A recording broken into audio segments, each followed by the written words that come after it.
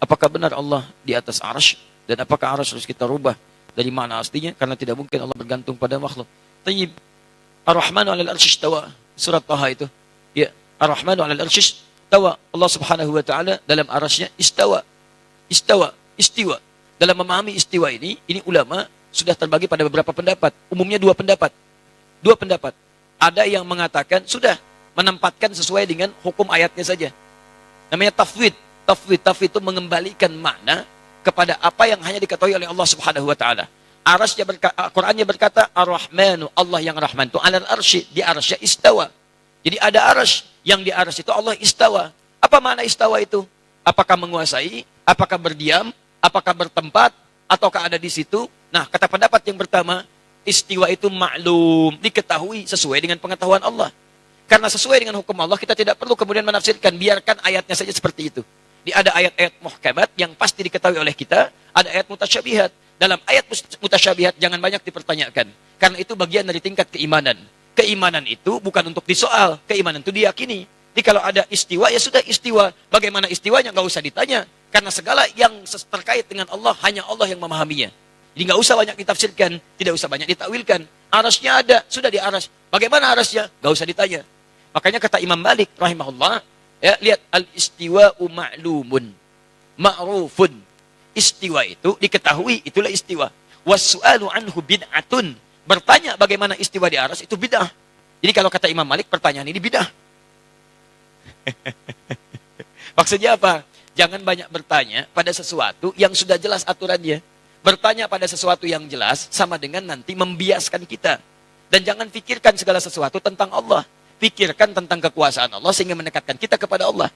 Memikirkan segala hal yang terkait dengan ini, pertama, apa faedahnya untuk antum? Tidak ada. Gak ada faedah, jangan perdebatan aja ribut. Gara-gara ini istiwa, ini bukan, ini takwil, ini bukan. Akhirnya pada ribut, lupa dengan ibadah, lupa dengan awas saling menghormati, lupa dengan saling silaturahim. Gara-gara kasus istiwa semacam ini, ayatnya datang sebagai ujian keimanan. Tapi antum tampakkan hal-hal yang melanggar iman. Saling mencela, melanggar keimanan. Makanya ketika ada larangan ayat Quran jangan mencela, dibuka dengan iman. Quran surah 49 ayat 11-12. Ya ayyuhalladzina amanu la yaskhar qaumin qaum, jangan saling mencela. Ketika menyebutkan jangan saling mencela, ayatnya dibuka dengan kalimat iman. Ar-Rahmanu 'alal arsy istawa itu untuk menunjukkan tingkat keimanan, latihan iman.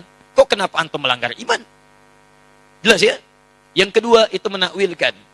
Jadi kalau antum ingin menafsirkan, jangan tafsirkan seenak antum. Dibawa pada pemahaman yang beda dengan makhluk. Sebetulnya inti pembahasannya, pemikirannya sama. Apa di antara kesamaannya? Jangan samakan sifat Allah dengan sifat makhluk. Tanzihu sifatillahi subhanahu wa ta'ala al-khaliq min sifatil makhluk. Menyucikan sifat Allah dari sifat makhluk. Ada yang mengatakan sudah istiwa itu artinya bertempat. Allah punya tempat, tempatnya di arsy. Yang punya tempat itu makhluk. Allah tidak dibatasi dengan tempat. Kalau Allah punya batas tempat, artinya Allah sama sifatnya dengan makhluk. Ya, artinya mujassam. Mujassam itu menempat. Kalau sudah punya tempat, berarti menempat. Menempat sama dengan makhluk. Gak boleh. Kalau Allah kemudian butuh tempat, berarti punya kebutuhan. Sedangkan Allah maha luas. Laisa kamitslihi syai'. Allah menempat, berarti butuh tempat. Ketika Allah tidak ada di tempat itu, di mana Allah? Jelas ya? Nah, itu ada masalah dalam akidah. Makanya kalau antum ingin memahami ini, kalau ingin tetap memaksakan tempat, ditakwilkan. Takwilkan. Jangan dipahami demikian, tapi dipahami dengan nilai yang terkait dengannya. Apa diantaranya? Istawa, bimakna istaula. Menguasai, mengatur. Aras jangan diartikan dengan bertempat di situ. Ada begitu tidak? Artikan dengan di arasnya itulah Allah mengatur. Menguasai. Menguasai aras, menguasai alam dan sebagainya. Ustaz, ayatnya jelas, ngapain main takwil-takwil? Ada beberapa ayat yang memang kita harus pahami dengan takwil. Contoh, misal, teman-teman sekalian, wala takunu kalladzina nasullaha fa'ansahum anfusahum. Jangan kalian menjadi seperti orang yang lupa dengan Allah, maka Allah pun lupa dengan mereka. Awas. Awas, hati-hati. Bahkan ayat yang tegas, fanasiyallah, maka Allah pun lupa dengan mereka. Saya mau tanya pada antum, apakah Allah punya sifat lupa? Allah punya sifat lupa enggak? Tidak. Waliyadzubillah. Oh, tapi Ustaz, Biarkan kita mengartikan ayat itu, lupa, biarin, lupa aja. Sesuai dengan sifatnya Allah. Oh, bagaimana lupa sesuai dengan sifatnya Allah? Allah nggak punya sifat lupa. Makanya ketika antum ingin memahami sesuatu, mesti hati-hati. Kalau melihat pendapat ulama, langsung jangan diserang. Oh, ini Asy'ari. Asy'ari itu nggak boleh. Ini bid'ah, ini haram, ini dolalah. Sebentar, pelajari dulu kenapa beliau menyampaikan itu. Apa turunan tafsirnya? Apa pemahamannya? Kalau Anda sepakat, ambil. Tidak sepakat, tinggalkan. Misal, saya ingin seperti lebih selamatlah seperti yang pertama. Biarkan Allah di arsy menempat, tapi saya nggak mau tafsirkan. Sesuai dengan keterangan Quran aja. Ambil. Selesai. Dan jangan banyak dibahas. Gak usah banyak dibahas, termasuk jangan ditanyakan. Kalau antum ingin seperti tadi, boleh. Oh, itu maksudnya di arsy, bukan menempat. Bukan tempat ya, karena Allah nggak butuh tempat. Maha kuasa Allah. Itu maksudnya Allah menguasai seperti takwil ayat ini, ayat ini, ayat ini. Selesai. Makanya saya ketika disoal teman-teman tentang hadis nuzul. Allah turun ke langit dunia. Ustaz Adi mengingkari hadis nuzul. Ah, antum yang kurang gaul. Antum kurang piknik. Kapan saya mengingkari hadis itu? Kalau saya mengingkari, saya nggak akan sampaikan hadisnya. Saya meyakini hadis itu. Bahkan hadis itu disampaikan oleh riwayat Tabaqah pertama oleh 30 orang sahabat paling thiqah.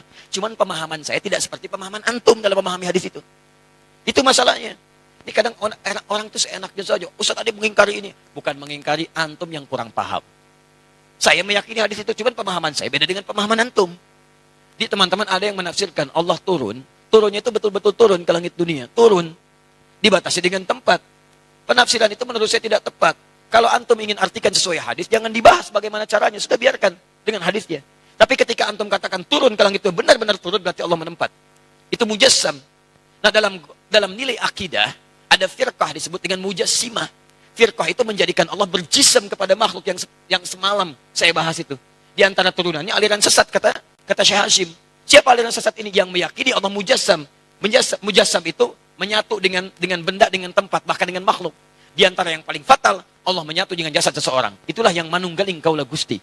Ya, menyatu dengan diri saya, merasa lebih dekat. Siapa kamu? Saya Allah. Allah sedang apa? Sedang makan. Itu bahaya. Musyrik itu. Termasuk maaf. Allah ada di tempat, Allah menetap. Paling sederhana saja begini. Maaf ya, Papua dengan Lampung bedanya 2 jam. Duluan Papua. Kalau antum artikan hadis akhir malam dengan Allah turun, misal Allah turun ke dunia. Di situ ada. Ketika Allah turun di Papua, mana orang Lampung? Ketika Allah turun di Lampung, berarti meninggalkan Papua. Sedangkan sifat Allah meliputi seluruh alam, tidak dibatasi dengan tempat. Makanya tanzihul khaliq bin sifatil makhluk. Antum kalau ingin bicara masalah ini mesti hati-hati. Kalau antum menyentuh sesuatu yang sensitif, bisa salah antum. Ketika salah menilai Allah, bisa kufur antum di situ. Bisa bahaya. Awas, kalimat kufur ini mesti hati-hati. Nanti dipotong lagi nanti di situ kalimatnya. Nanti nyebar lagi macam-macam lagi. Awas. Ada orang yang hobi motong-motong. Ya, itu dosanya banyak itu. Jelas ya?